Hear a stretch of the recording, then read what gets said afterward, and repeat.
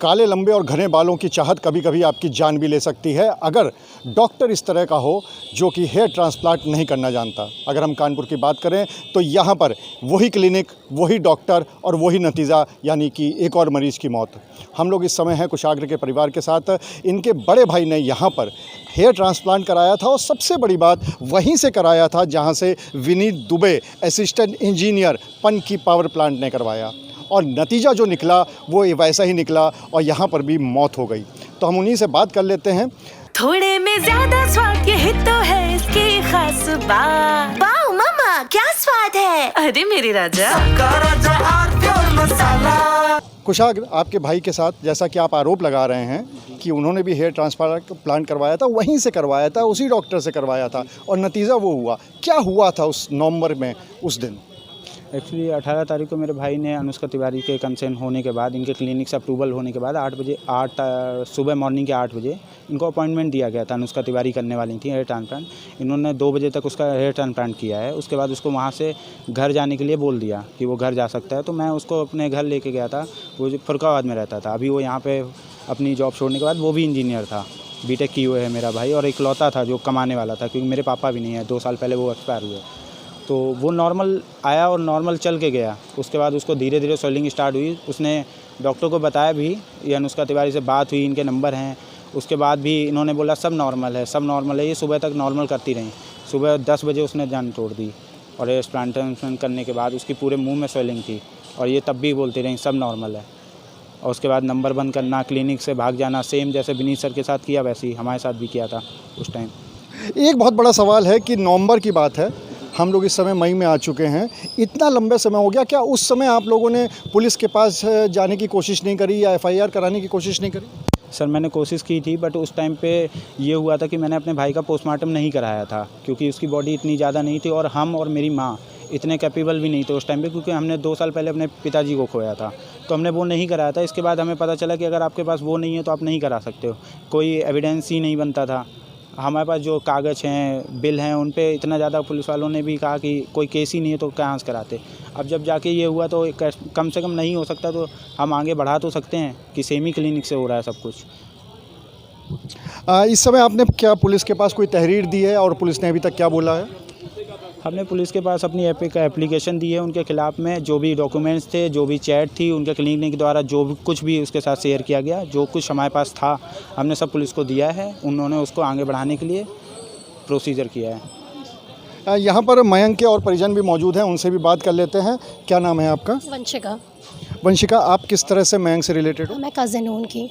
अच्छा, जब उस समय भी जब ये घटना हुई थी तो आपके पास पूरी जानकारी आई होगी, शायद आप भी घर गई होंगी, आपने भी देखा होगा। उस समय क्या जो पूरी बात निकल के सामने आई थी वो क्या आई?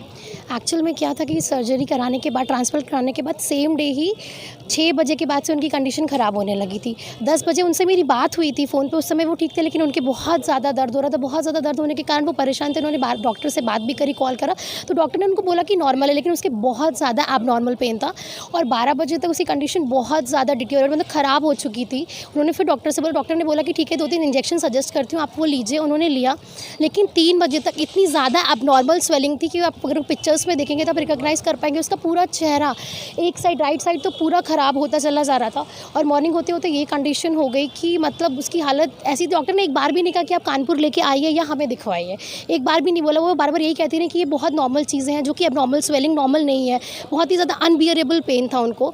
और सबसे बड़ी बात यह है कि उस समय फैमिली की कंडीशन ऐसी थी कि वो मदर है, फादर नहीं है, उनके भाई भी छोटा है, तो किसी के पास इतनी एक ऑल ऑफ सडन डेथ थी कि किसी के पास इतना वही नहीं था कि गट्स नहीं थे कि जाके पुलिस में कंप्लेंट कर। तो सबसे बड़ी बात यह कि बॉडी इतनी ज़्यादा डिकम्पोज हो गई थी, इतनी ज़्यादा डिकम्पोज हो गई थी कि पोस्टमार्टम पॉसिबल नहीं लग रहा था हम लोगों को।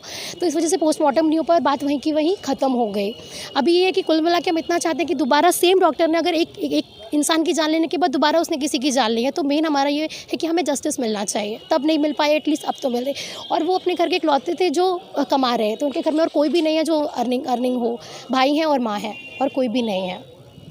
यहाँ पर मयंक के और भी परिवारजन मौजूद हैं, उनसे भी बात कर लेते हैं क्योंकि बहुत दुखी हैं सब और सब ये चाहते हैं और शायद इसीलिए बाहर निकल के आए हैं क्योंकि जब विनीत का मामला सामने आया, जब उस पूरे मामले में मुकदमा दर्ज हुआ, तब इनकी हिम्मत पड़ी है कि वो भी बाहर निकल के अपनी बात कहें। यही बात है क्योंकि बहुत समय हो गया, 5-6 महीने हो गए, आप लोग उस समय चुका है, कम से कम किसी और के साथ ना हो, उस डॉक्टर के खिलाफ केस हो और किसी और के साथ ऐसी घटना ना हो, इसलिए हम लोग और थोड़ा सामने आए हैं निकल के। मेरी मामी जी हैं और मेरी मामी का बेटा था, वो अकेला उनका बेटा था और उनकी स्थिति बहुत दयनीय है, वो बोलने के हालत में नहीं है। तो यहाँ पे जो पूरे परिजन हैं वो यही चाहते हैं कि कम से कम उस समय जो कार्रवाई नहीं हो पाई वो कार्रवाई अब हो और जो मयंक हैं जिनके ये आरोप लगा रहे हैं परिजन की हेयर ट्रांसप्लांट की वजह से इनकी मौत हुई है, उनकी माताजी भी यहाँ पर मौजूद हैं।